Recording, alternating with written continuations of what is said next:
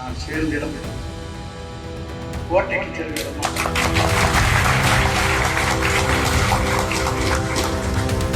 தேதியை சொல்லியிருக்கிறார்கள், சின்னத்தை சொல்லியிருக்கிறார்கள். வெற்றி தலைவலியை உருவாக்குவதற்கு தான் அந்த பணிகளை நாம் மாற்றி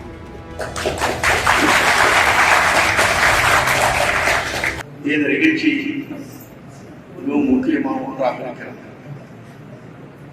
97 லட்சம் பேர்கள் தமிழகத்திலே வாக்காளர்கள் ஈடுபட்டுள்ளார்கள். இந்தியாவிலே கூடுதலாக 69 லட்சம் பேர் வாக்கு என்ற உடனேயே பீகாரிலே பல போராட்டங்கள் நடைபெற்றது. ஆனால் தமிழ்நாட்டில் 97 லட்சம் பேர்கள் வாக்காளர் பட்டியலில் விடுபட்டுள்ளது. அதிலே ஒன்று இறந்தவர்கள் இருக்கக்கூடும், அதே போல மேலிடத்திற்கு சென்றவர்களுக்கு கூடும், 2 இடங்களில் பதிவு செய்திருக்கூடும். இருந்தாலும் கூட நம்முடைய கடமை என்னன்னு சொன்னால், தேர்தல்களத்தில் இந்த பயணங்களை நாம் மேற்கொள்ள வேண்டியிருக்கிறது. அந்த பயணங்களை மேற்கொள்வதற்கு வாக்காளர் ஒவ்வொருவரும் நம்முடைய உயிர் மூச்சாக கருதி அவர்களை வாக்காளராக சேர்த்து என்ன கனவுகளை காணுகிறார்களோ அந்த கனவை நிறைவேற்றுவதற்கு இந்த பணிகள் முக்கியமான பணியாக இருக்கிறது. நாங்களாம் இன்று உங்களோடு இணைந்த அந்த பணிகளை மேற்கொள்ள வந்திருக்கிறோம். உங்களுடைய ஆர்வத்தையும் உற்சாகத்தையும் பார்க்கின்ற போது எனக்கு மகிழ்ச்சி மட்டுமல்ல, புதிய ரத்தமே இன்றைக்கு என் உள்ளங்களில் இருந்து கொண்டிருக்கிற காட்சி. பணிகளை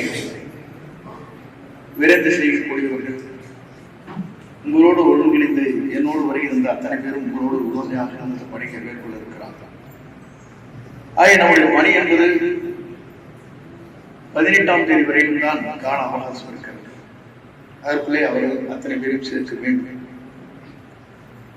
இப்போது சேர்க்கப்பட்டிருப்பது விண்ணப்பம் கொடுக்கப்பட்டவர்கள் சேர்க்கப்பட்டிருக்கிறார்கள். இப்ப நீக்கப்பட்ட இங்கே 97 லட்சம் பேர்களிலே விண்ணப்பம் தராதவர்கள் மட்டும்தான் 97 லட்சம் பேர் இருக்கிறார்கள். இறந்தவர்களுக்கு கூடும், பேரிடத்திற்கு சென்றவர்களுக்கு கூடும், 2 இடங்களை பதிவு செய்திருக்க கூடும். ஆனால் மிட்டம் இருக்கின்றவனை இந்த பட்டியலை இணைக்கப்பட வேண்டும் என்று சொன்னால் ஃபார்ம் 6 சொல்வார்கள், அதை பூர்த்தி செய்து நாம் கொடுக்க வேண்டும். அந்த பணிகள் என்பதுதான் நம்முடைய உயிர் மூச்சாக இருக்கக்கூடிய ஒன்று. தேர்தல் நீங்கள் பார்க்க இங்கே பார்க்கின்ற போது சிங்கானவர்களில் வெற்றி பெற்ற ஒருவர் நம்முடைய ஆட்சி காலத்தில் 14 ஓட்டு ஜெயிச்சார். வெறும் 14. மத்திய பிரதேசத்தில் எடுத்துக்கொண்டால் 110 இடங்கள் காங்கிரஸ் பிஜேபி 3 பேர் தான். ஒரு 9 ஓட்டு ஜெயிச்சார், ஒரு 7 ஓட்டு ஜெயிச்சார், ஒரு 3 ஓட்டு ஜெயிச்சார். ஆட்சி பிஜேபி.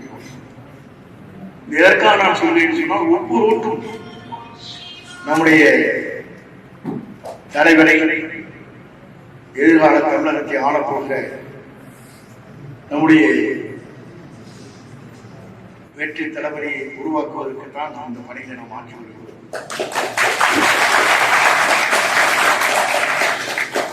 எல்லோரும் சொன்னார்கள், செங்கோட்டையில் போய் எங்கே இணைந்திருக்கிறார் சொன்னார்கள். நான் சேர்ந்த இடம் கோட்டைக்கு சேர்ந்த இடமா.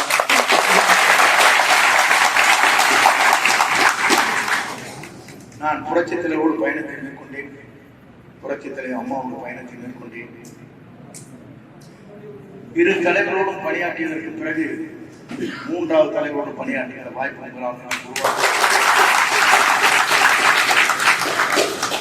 தலைவரத்தை நான் காணுகிற போது எனக்கு பெரும் மகிழ்ச்சியை தந்தது. அவர் மனம் திறந்து பேசினார். அப்படிப்பட்ட ஒரு தலைவரோடு இணைந்து பணியாற்றுவதற்கு நான் கொடுத்து வைத்திருக்கிறேன். தலைவருக்கு நீங்கள் நம்முடைய களப்பணி என்பது முக்கியமான ஒன்று. இந்த களப்பணியில் நாம் அனைவரும் இங்கே நாடாளுமன்ற உறுப்பினர் இங்கே அமர்ந்து கொண்டிருக்கிற அனைவரும் பிரதி போன்றவர்கள் அதற்காக அருப்பணியாற்றி இருக்கிறார்கள். ஆகவே அவர்களுக்கு நீங்கள் உறுதுணையாக களப்பணி ஒன்றிய நகர பேரூராட்சி கிழக்கிழங்கு அனைத்தும் நாம் இணைந்து அந்த பணிகளை மேற்கொண்டிருக்கிறோம். இந்த பணிகளை வெற்றிகரமாக 18ஆம் தேதி குறிப்பிட்டாலும் கூட இதை நிறைவு செய்தது முதல் மாவட்டம் ஈரோடு மாவட்டம் என்ற பெருமைக்குரியவர்களாக பெருமைக்கு நம்முடைய நாடாளுமன்ற உறுப்பினர் பிரதீப் இருவரும் அந்த பணிகளை இணைந்து இங்கே செயல்படுத்தியிருக்கிறார்கள். மாலை சத்தியமங்கலத்திலே நிகழ்ச்சியை அவங்க இருவரும் கலந்து கொண்டிருக்கிறார்கள். ஆகவே இந்த நிகழ்ச்சியை பொறுத்தவரையிலும் இதற்கு பிறகு எனக்கு 2 கூட்டங்கள், பெரிய கூட்டங்கள் இங்கே இருக்கிறது. செங்கப்பள்ளியில் ஒன்று, திருப்பூரில் ஒரு வரவேற்பு. என்னுடைய சுற்றுப்பயணத்தை பொறுத்தவரையிலும்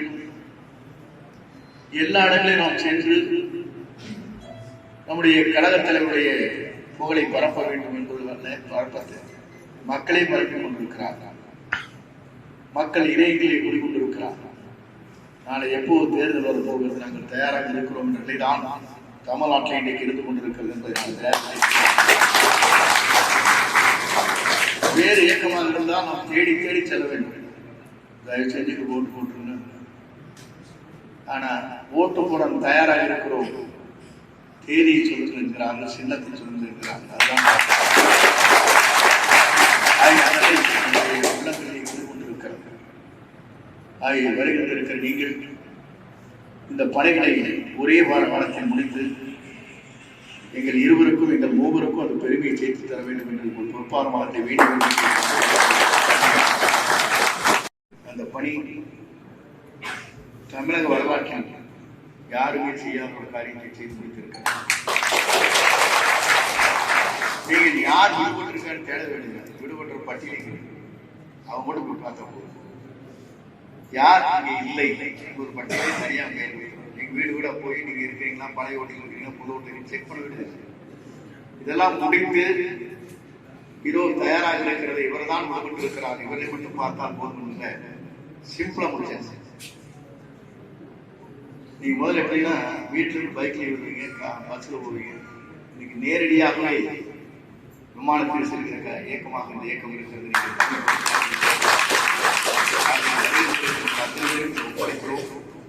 இந்த களப்பணியை நீங்கள் விரைந்து எத்தனை பேர் இந்த வாரத்தில் இல்லைங்க மட்டும் பட்டியல் அதை மட்டும் தேடினா போதும். அவங்க இருக்கிறாங்களா இல்லையா, வெளியூர் இருக்காங்களா, இறந்து போயிட்டாங்க மட்டும் செக் பண்ணிட்டா போதும்.